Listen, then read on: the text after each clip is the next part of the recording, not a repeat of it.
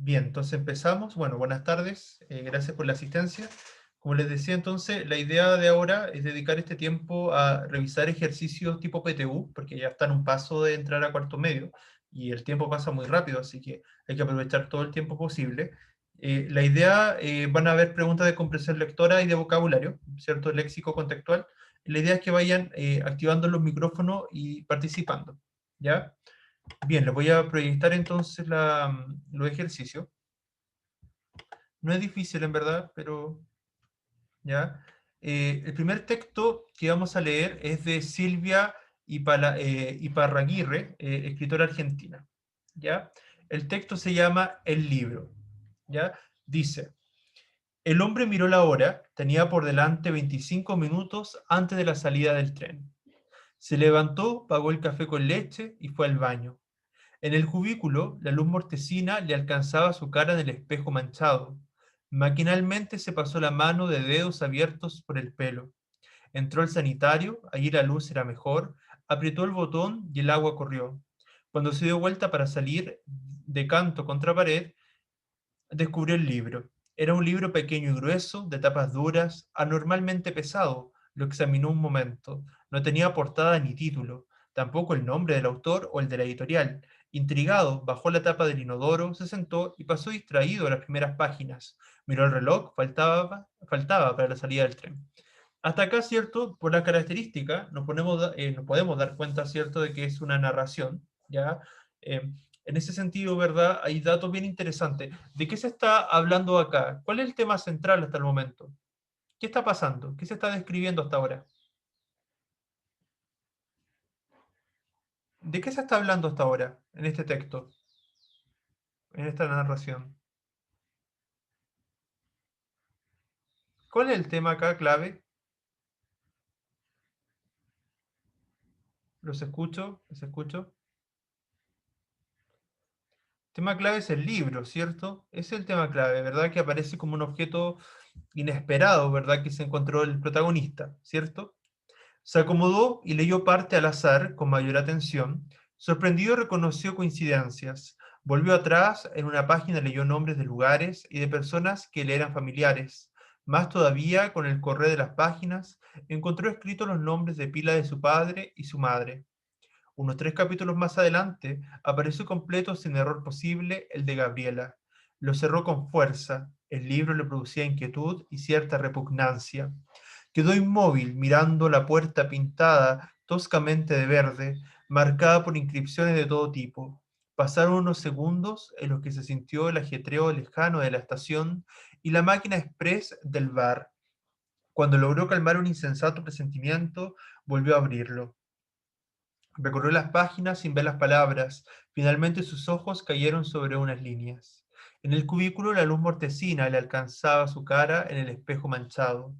Maquinalmente se pasó la mano de dedos abiertos por el pelo. Se levantó de un salto. Con el dedo entre las páginas fue a mirar asombrado el espejo, como si necesitara corroborar con alguien lo que estaba pasando.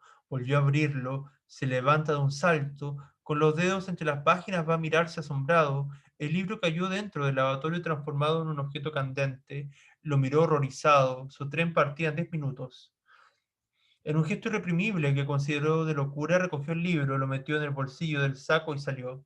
Caminó rápido por el extenso hall hacia la plataforma. Con angustia creciente pensó que cada uno de sus gestos estaba escrito, hasta el acto elemental de caminar. O sea, ¿qué le pasaba, verdad, a este personaje? Es que el libro que se encontró de improviso, ¿cierto? Eh, Sin haberlo pensado antes, empezaba a contar una historia donde se veía reflejado él, o sea, o se veía reflejada su propia historia.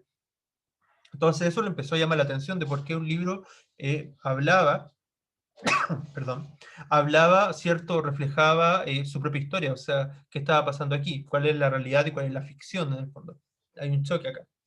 Palpó el bolsillo, deformado por el peso del libro, y rechazó con espanto la tentación cada vez más fuerte y más imperiosa de leer las páginas finales. O sea, claro, si el libro trata de una situación muy parecida, muy similar a la que estás viviendo, claramente va a querer saber el final, para ver cómo acaba la historia.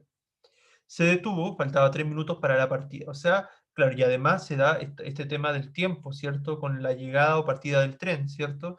Por lo tanto, hay un tema temporal acá clave igual. ¿Qué hacer? Miró la gigantesca cúpula como si allí pudiera encontrar una respuesta.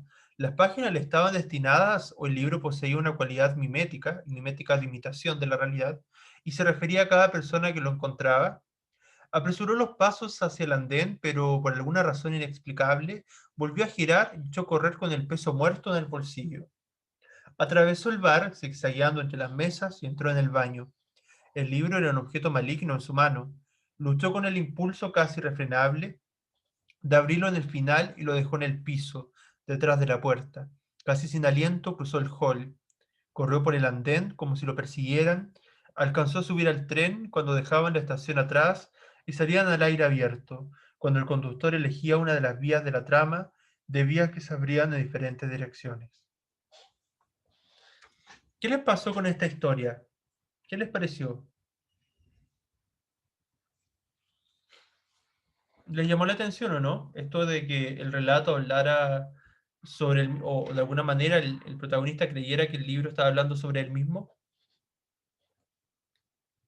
Hay un cuento de Julio Cortázar que se llama Continuidad de los Parques, que de alguna manera aborda esto mismo. Ya, bueno, Cortázar también es argentino, igual que esta escritora, igual que Silvia Iparraguirre, ¿ya?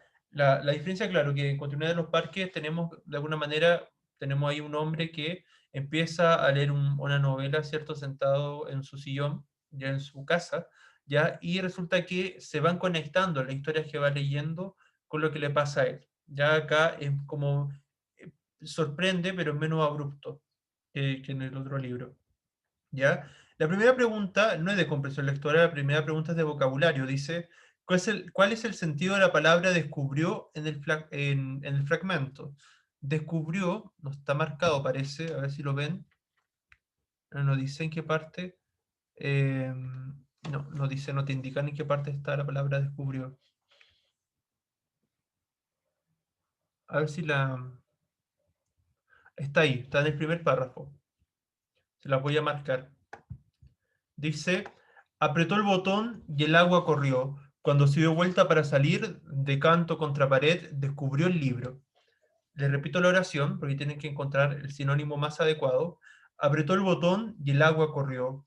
Cuando se dio vuelta para salir, de canto contra pared, descubrió el libro. ¿Ya? Entonces, ¿cuál será la palabra más adecuada? Encontró, halló, reconoció, conoció, sorprendió. Encontró porque el protagonista vio que había un libro en el sanitario. Halló porque el protagonista pudo ver el libro que buscaba. Reconoció porque el protagonista identificó de qué libro se trataba. Conoció porque el protagonista examinó las características del libro, o sorprendió porque el protagonista observó algo que nadie más había visto. ¿Cuál es la palabra más adecuada ahí para descubrió?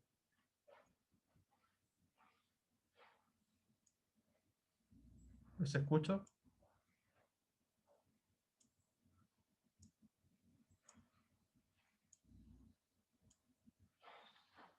¿Cuál será? Esta no está difícil. Chicos, chicas, ¿cuál será?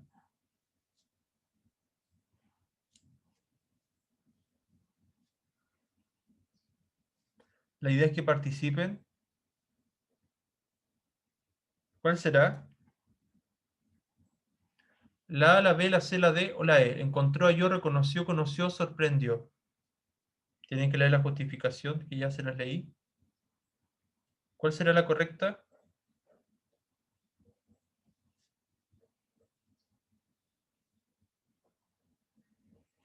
¿No? ¿Ninguno?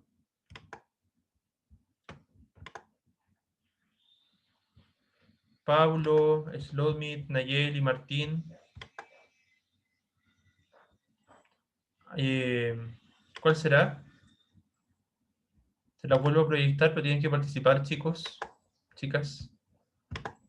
¿Ya? ¿Cuál será la palabra más adecuada para descubrió, que descubrió el libro?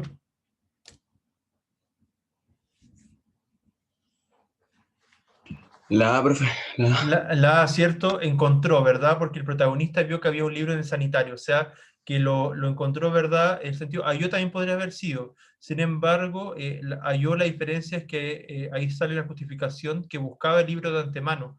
Y en realidad el libro no lo estaba buscando, sino que le apareció de repente. ¿Verdad? Entonces era la A. ¿Ya? Bien. Después dice la segunda pregunta. ¿Por qué razón el protagonista deja abandonado el libro en el sanitario? ¿Porque se lo quiso dejar a otra persona? ¿Porque él era indiferente a su contenido? ¿Porque tenía miedo de lo que pudiera decir? ¿Porque se le cayó sin darse cuenta? ¿Porque se negaba a creer lo que decía? ¿Cuál será la correcta? Eso tampoco está difícil.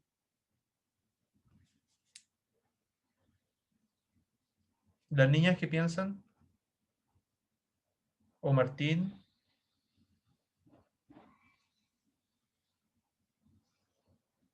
¿Cuál será ahí la correcta?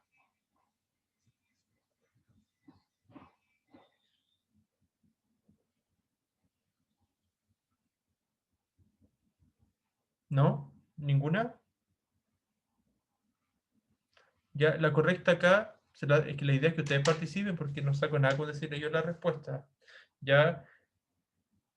¿Cuál Profe, será? yo no estaba atento al Al libro. texto. ¿Y los demás estuvieron atentos, no?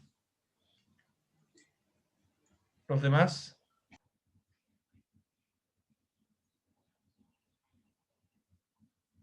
¿Ya? La correcta acá es la C, porque tenía miedo de lo que pudiera decir, ¿cierto? Porque empezó a darse cuenta, ¿verdad? Se sorprendió de lo que decía el texto, ¿cierto? De alguna manera lo estaba viviendo él. Entonces se sorprendió, ¿verdad?, de que el texto dijera lo mismo que él estaba viviendo. ¿Ya? Aquí de todas maneras está la justificación, dice, considerando los acontecimientos previos narrados, el protagonista se siente muy alterado, las razones pueden ser múltiples, no es que se lo quiera dejar a otro, su contenido no le es indiferente porque obviamente lo alteró, por el contrario tampoco hay incredulidad, ¿no es cierto? No indica que se le haya caído, lo que sí se indica es que su lectura lo ha llevado a percatarse que hay muchas coincidencias que se producen con su propia vida, ¿verdad? Por eso yo les di este ejemplo de continuidad de los parques. Estas emociones lo llevan a tomar la decisión de no llevar el libro consigo, o sea, por temor a que apareciera algo, no sé, quizás su muerte o qué sé yo. ¿Ya? Eso respecto a esa lectura. Ahora viene un poema de Pedro Salinas, Perdóname por ir así buscándote. Dice, perdóname por ir así buscándote, tan torpemente dentro de ti. Perdóname el dolor alguna vez, es que quiero sacar de ti tu mejor tú. Ese que no te viste y que yo veo, nadador por tu fondo preciosísimo, y cogerlo y tenerlo yo tan alto como tiene el árbol la luz última que le ha encontrado al sol. Y entonces perdóname por ir así buscándote. ¿Cuál es el tema de este poema? ¿De qué trata? La voluntad de descubrir en la persona amada lo mejor de ella misma, la invitación a la amada a abandonar sus malos sentimientos, el reconocimiento del amor y la pasión por la amada, la búsqueda del placer en la amada, la evocación de la amada ausente y perdida. ¿Cuál será el tema acá?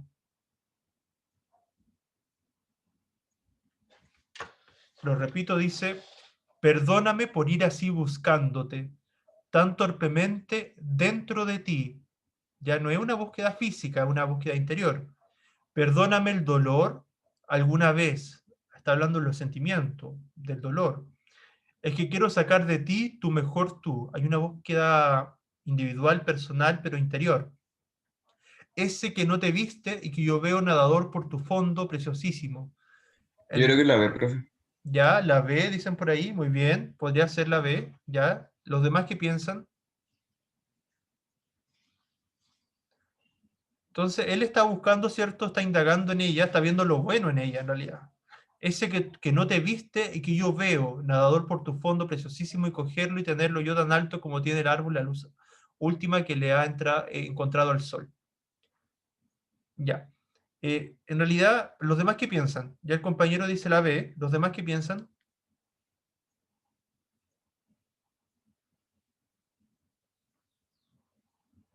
las niñas que no han hablado, ¿concuerdan con el compañero, no? En realidad era la A, ¿ya? A pesar que la B podría haber sido, pero dice la invitación a la amada a abandonar sus malos sentimientos. En realidad, Habla de los sentimientos, sí, habla del mundo interior de la mujer que ama, ¿cierto? Pero en realidad no se está centrando, no le invita en ningún momento a abandonar esos malos sentimientos. Sí, sí lo que hace como invitación, por así decirlo, a que ella se descubra a sí misma, que ella logre ver lo que él ve en ella, en el fondo, o sea, lo que probablemente a él lo enamoró, ¿cierto?, de ella, quiere que ella también lo encuentre en sí misma. Probablemente la amada no se valora tanto a sí misma, entonces obviamente lo que quiere él es que esta persona que la ama descubra lo mejor de ella misma. ¿Ya? Ese es como el verdadero amor, porque se supone que el verdadero amor, cuando una persona realmente ama, lo que uno quiere de la persona que ama es que esa persona realmente se sienta bien consigo misma. ¿Ya? El verdadero amor es aquel que permite el desarrollo del otro, ya desarrollo, por ejemplo, más personal, desarrollo en este caso más emocional de la otra persona. ¿Ya? Bueno, acá hay una gran justificación, igual se las voy a leer para que les quede más completa. ¿Ya? Para abordar con eficiencia el ítem, debe realizar una lectura comprensiva del breve poema. Lo primero que comprenderás es que se trata de un poema cuyo tema es el amor, ¿cierto? Ese era el tema clave. Al analizar adecuadamente los versos, es que quiero sacar de ti tu mejor tú, es que no te viste y que yo veo, nadador por tu fondo preciosísimo, verás que en ellos se expone con claridad el tema del poema, porque el hablante manifiesta el deseo de encontrar la belleza desconocida para la persona amada, ¿cierto? Porque ella no veía esa belleza en sí misma, la que esta persona atesora en el fondo de su espíritu, sin darse cuenta de que posee tan enorme hermosura. La opción A está planteada desde el punto de vista del hablante, por ello dice la voluntad de descubrir la persona amada lo mejor de ella misma. ¿Ya? Entonces, en ese sentido, esa era la correcta. Después dice, el poema constituye una comparación entre la mujer soñada y la real, una imagen sensible de la mujer amada, una descripción del amor que siente por la amada, una explicación del proceder del hablante lírico o una súplica por encontrar lo que hay más allá de ella. ¿Cuál será ahí la correcta?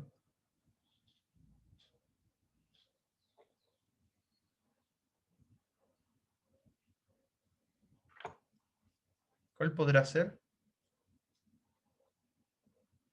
¿La B?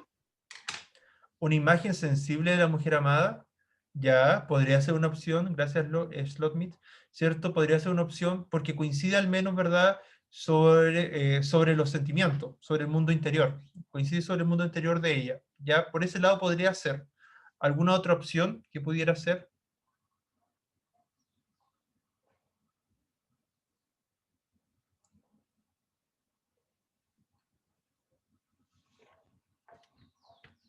Veamos, pero en realidad la correcta en esta era la D, ¿ya? Pero vamos a ir viendo las distintas opciones. Dice, el postulante debe lograr darle un sentido global al poema, o sea, hay que comprenderlo de manera completa, ¿cierto?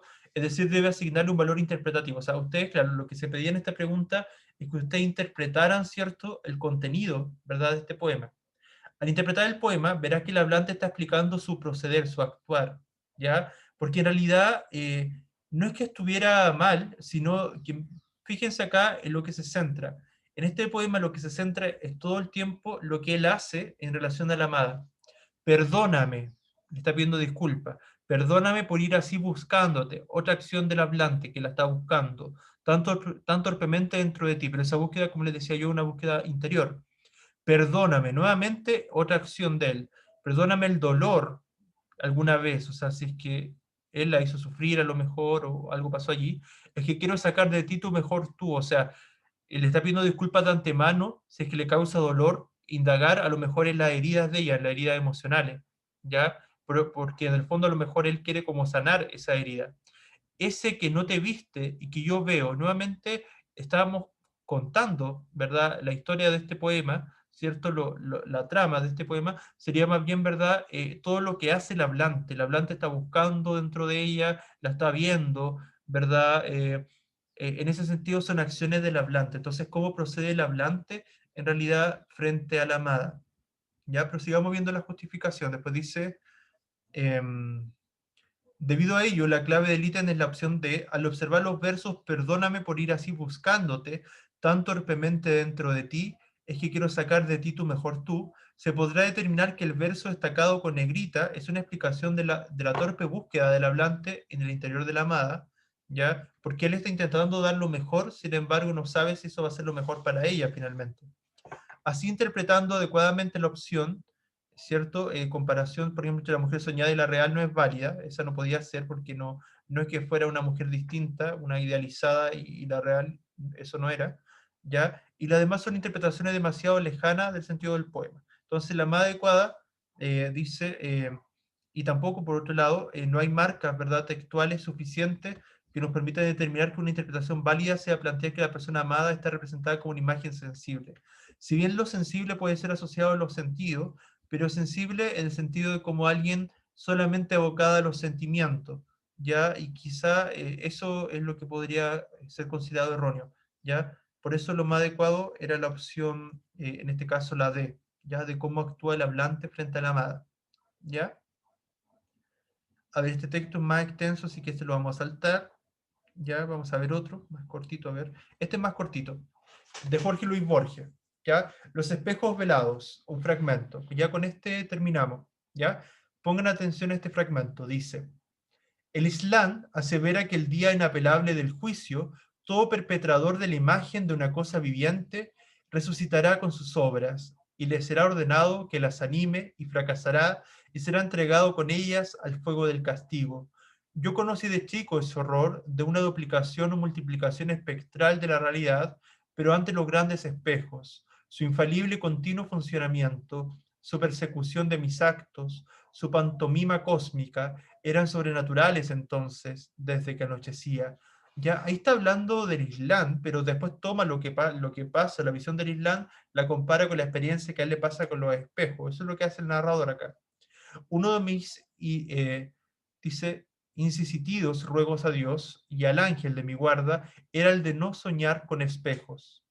Yo sé que los vigilaba con inquietud. Temí unas veces que empezaran a divergir de la realidad, otra vez desfigurado en ellos mi rostro por adversidades extrañas.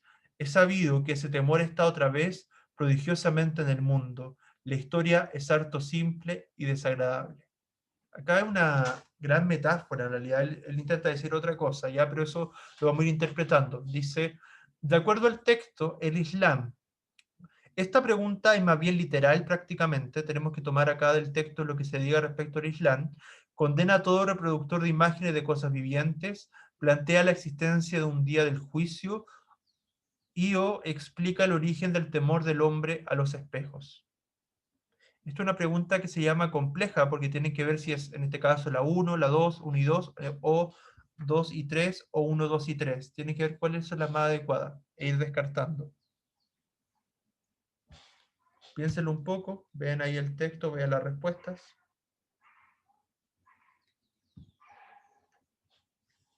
Se las voy a marcar, ¿ya?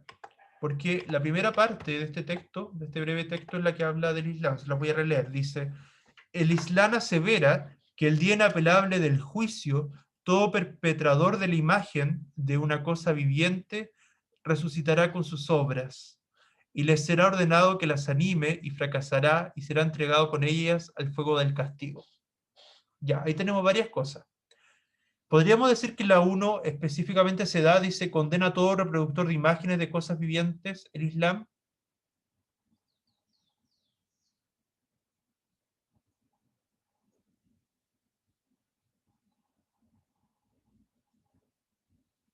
¿Qué entienden por eso ustedes? En realidad, con esta idea de perpetrar una imagen, lo que está haciendo es decir, en otras palabras, reproducir imágenes, como por ejemplo, por eso el Islam no adora, por ejemplo, figuras, no adora estatuas, ni representaciones, ni imágenes de santos, y ese tipo de cosas, como pasa en el cristianismo, porque está juzgado, está como contra la ley del Islam, por así decirlo, el adorar imágenes, ya, o cualquier otra representación, por ejemplo, de seres vivientes, o en este caso lo que en la tradición cristiana serían santos, por ejemplo, ¿ya? Entonces la 1 sí es, ¿ya? Porque en otras palabras lo dice, condena a todo reproductor de imágenes de cosas vivientes, y esa condena se da en el juicio final, así que la 1 sí. Entonces, si la 1 es verdadera, descartamos la B y descartamos la D. La 2 dice, plantea la existencia de un día del juicio. ¿Se habla de un día del juicio, no? En esa parte del texto. ¿Se habla de un día del juicio, no? Chicos, chicas. ¿Se está hablando de un día del juicio acá o no? En el Islam. Eso está textual. ¿Sí o Sí, no? Sí, cierto, y está al principio. Dice, el Islam asevera que el día inapelable del juicio, o sea, un día que sí o sí va a ocurrir. Ya, entonces sí, o sea, hay un juicio final según el Islam. Sería la 1 y la 2 hasta el momento, entonces podría ser la C o la E. Tenemos que ver, la 3 sería la que marca la diferencia. Explica el origen del temor del hombre a los espejos. Ya, y aquí tienen que tomar el texto completo. ¿Ya? ¿Se explica el origen del miedo de este hombre a los espejos?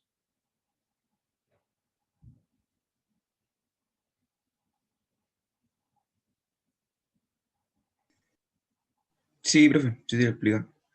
Ya. Veamos, corroboremos eso. ¿Ya? Según acá, en realidad sería la 1 y la 2. Veamos por qué dice que la 3 no. A ver, vayamos analizando. Dice, analicemos las aseveraciones. Dice, la 1 condena a todo reproductor de imágenes de cosas vivientes. Eso está textual, es verdadero. Aunque el texto señala que todo aquel que haya reproducido la imagen de una cosa viviente resucitará, esta resurrección será siempre en vano, pues luego de fracasar al intentar animar la cosa reproducida será condenado. Entonces, igual cae en condena. La 2 también dijimos que era verdadera porque dice, plantea la existencia de un día del juicio, salía al principio, pues lo menciona arriba, ¿verdad? Que ocurrirá sí o sí, el día inapelable del juicio. ¿Qué justificación da para que no sea la 3? Dice, explica el origen del temor del hombre a los espejos. Es falso, ya que el texto no entrega detalles de por qué el Islam condena a las personas que reproduzcan imágenes de cosas vivientes. A ver, eh, esta idea de los espejos, tenemos que interpretar por qué se relaciona.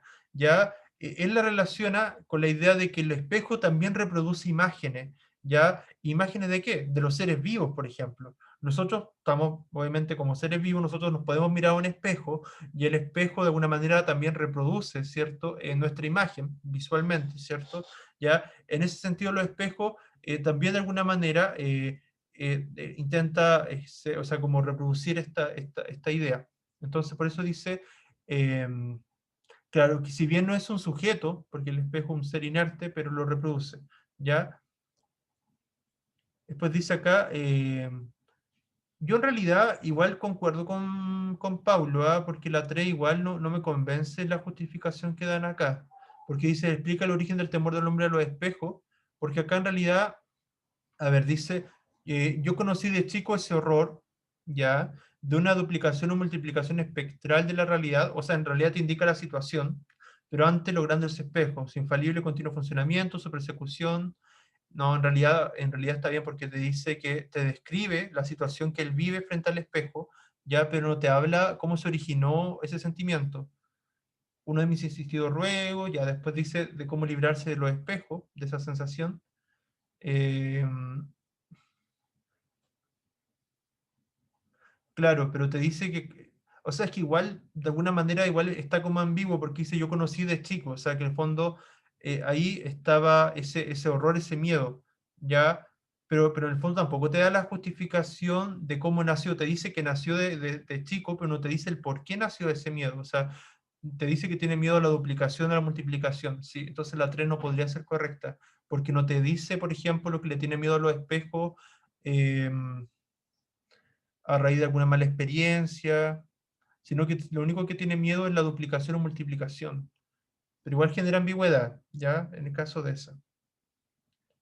¿Ya? Y la 7 con esta terminamos, porque después pasamos a otro texto, dice, ¿cuál de las siguientes alternativas describe de mejor manera el tema del fragmento anterior? ¿Cuál era el tema acá? El temor a la duplicación de la realidad, la relación entre la religión y los espejos, el interés del hombre a reproducir imágenes, el origen del temor que tiene el autor a los espejos, el origen de la relación de los espejos con lo sobrenatural.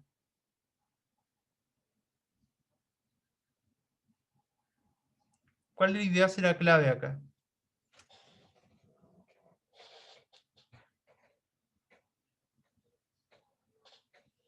¿Cuál representa una mejor síntesis del tema del texto?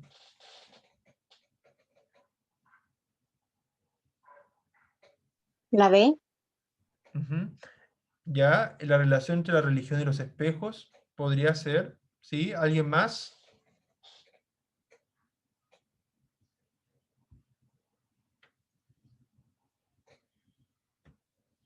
Veamos palabras clave, mire, veamos el texto de nuevo rápidamente. Ya tenemos, el Islam asevera que el día inapelable del juicio, todo perpetrador de la imagen de una cosa viviente resucitará con sus obras. Ya, el espejo, también, bueno, si bien el espejo es un objeto inerte, pero quien lo creó, ¿cierto? Lo creó una persona. Entonces, obviamente el ser humano que creó los espejos va a ser de alguna manera juzgado en ese juicio final porque de alguna manera ese objeto reproduce imágenes de una cosa viviente. ¿Ya? Entonces, pero van a fracasar en eso. Eso es lo primero que se dice al principio. Después tenemos que el narrador te dice que él conoció este miedo, ¿verdad? Este horror de la duplicación o la multiplicación espectral de la realidad.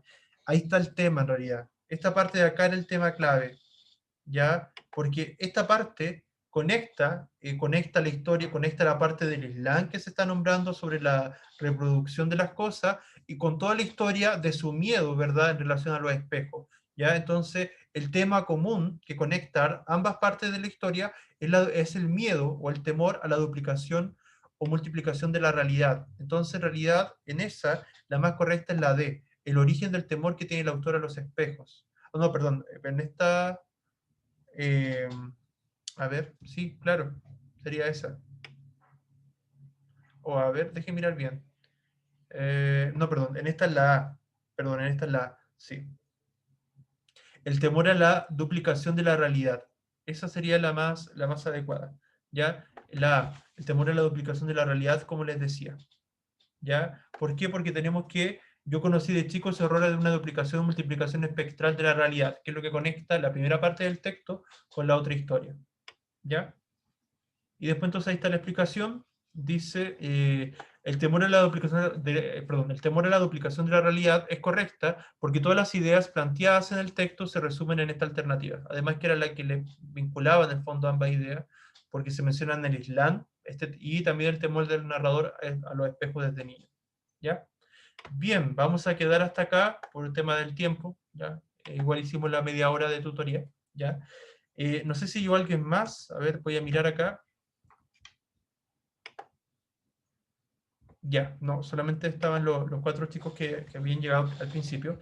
Bien, entonces la idea entonces de la próxima semana de tutoría, porque las tutorías siguen igual hasta el 18, ya igual que las clases, vamos a seguir viendo ejercicios tipo PTU de comprensión lectora, ¿ya? Para que vengan con esa gana igual de participar. Esa es la idea, ¿ya?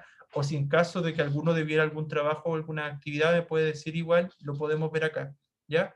Que les vaya muy bien, espero les hayan servido estos ejercicios ya para ir practicando comprensión lectora. Que les vaya muy bien, cuídense. Chao, chao.